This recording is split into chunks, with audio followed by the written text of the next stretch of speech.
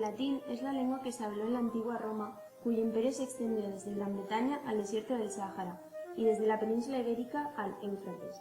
A medida que se fue expandiendo el imperio romano se difundió también su cultura y su lengua. Pero el latín no corrió la misma suerte en todo el imperio, y así, aunque en todas las provincias se empleó como lengua oficial, no en todas se utilizó como lengua usual, es decir, la de a diario.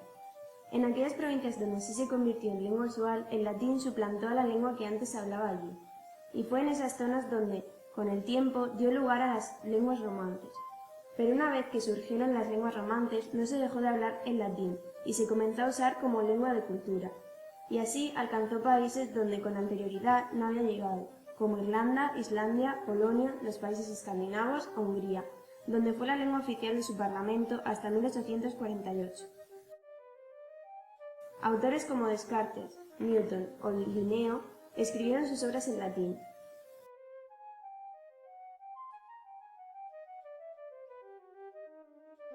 Se mantuvo como lengua científica hasta el siglo XIX.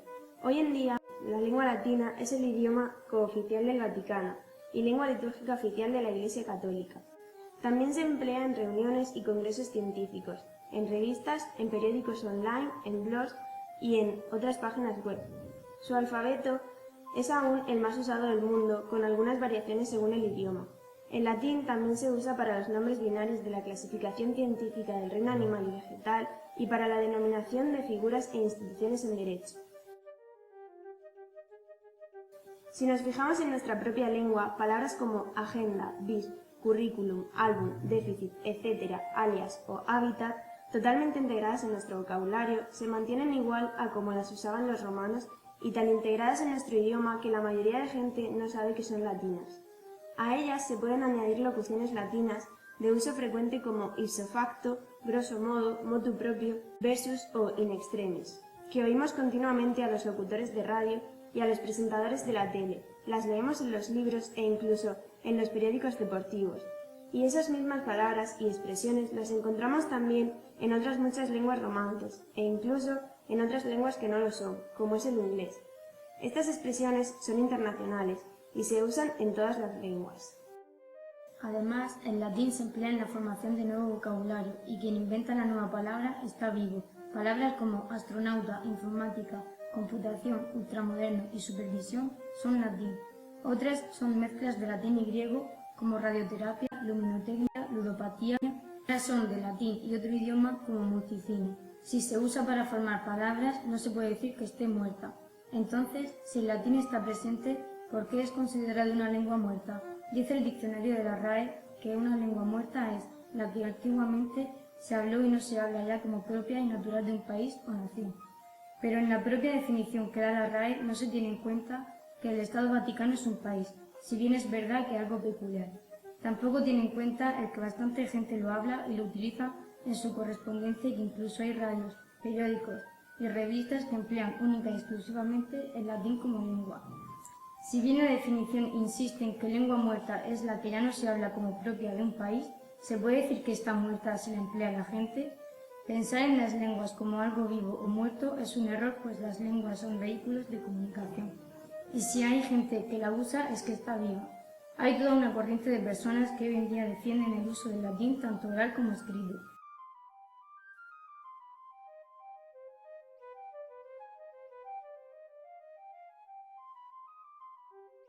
Prueba de ello son las emisoras de radio en latín, las revistas en latín, los congresos, simposios y cursos que se celebran íntegramente en latín. Y la usan porque es una lengua supranacional que no pertenece a ningún país, ya que es una lengua de todos y todo el que lo desee puede hablarla. Nadie se puede arrogar el derecho sobre ella. Como no todo el mundo conoce esta corriente, decidimos preguntar a nuestro alrededor si consideraban que el latín era una lengua muerta. Hicimos una pequeña encuesta a profesores y alumnos de nuestro centro y de la universidad. Fueron alumnos de bachillerato y profesores de instituto y de universidad. Existe en la actualidad la polémica de si el latín es una lengua viva o muerta.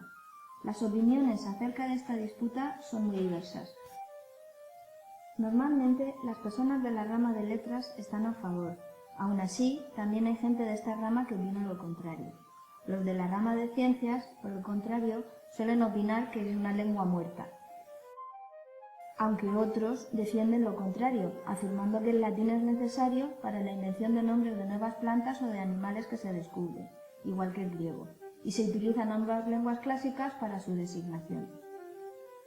Hemos encontrado también ejemplos de la presencia del latín en la literatura, en el arte, en la música, en el cine, en las series televisivas, y hemos visto que de toda esta investigación concluimos que el latín se encuentra más presente en nuestras vidas de lo que llegamos a percatarnos.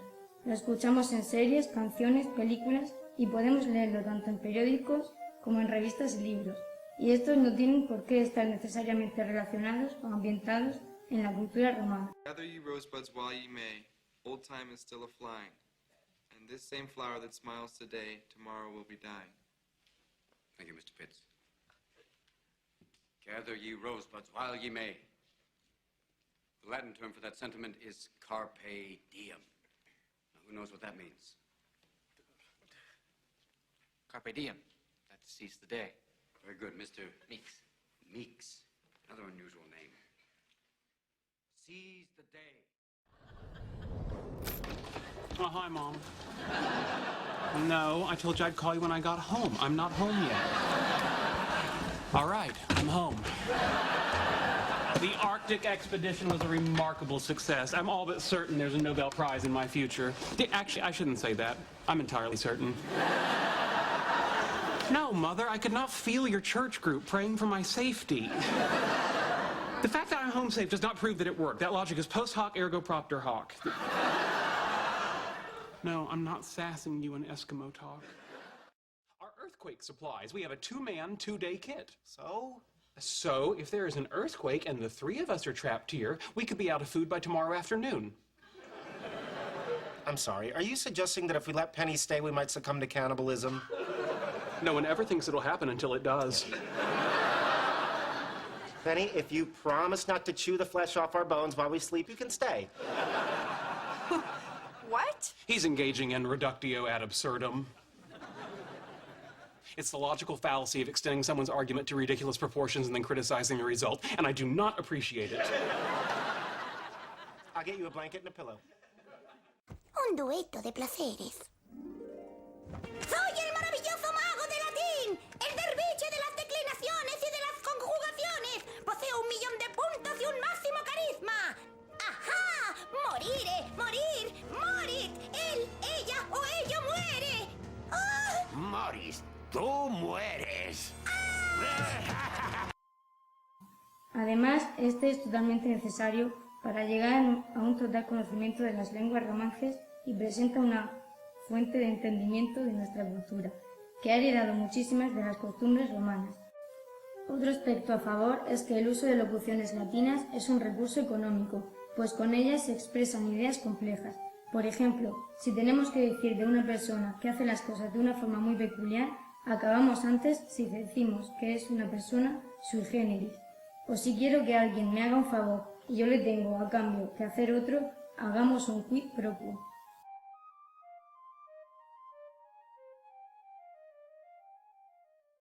No es justo. Yo soy la mejor del colegio. ¿Cómo es que nunca he oído hablar de esa competición? Tal vez porque tú eres, como se dice en latín, una cursis repellentis. Ese no es latín. Mamá se lo está inventando.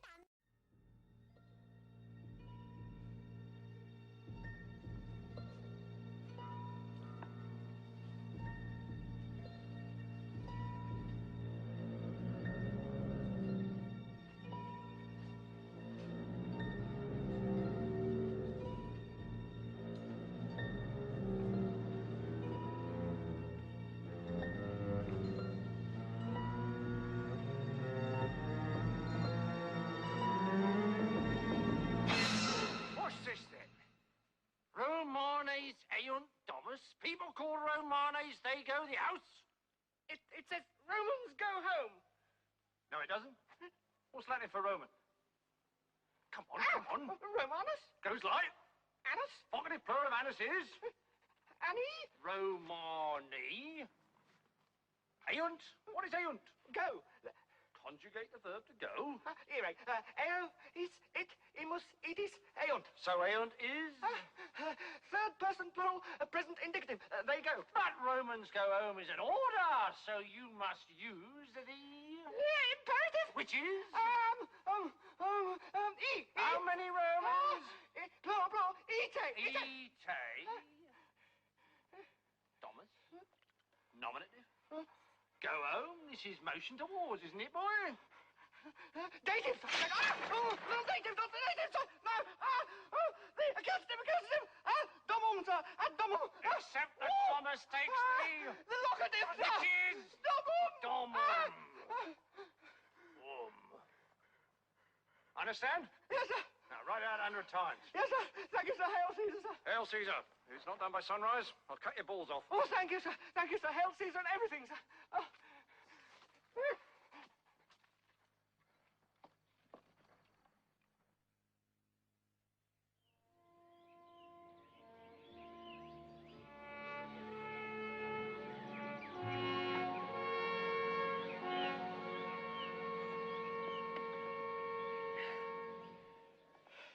Finished.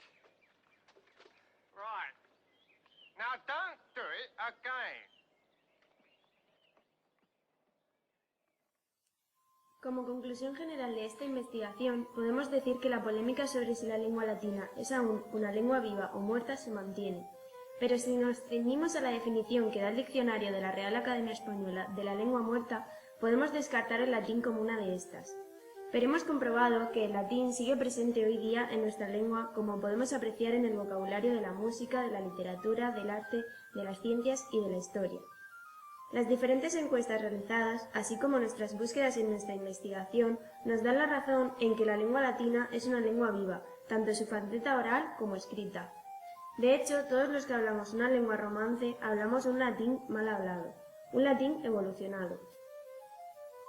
Y muchos que no hablan una lengua romance, como los ingleses, también usan sus términos.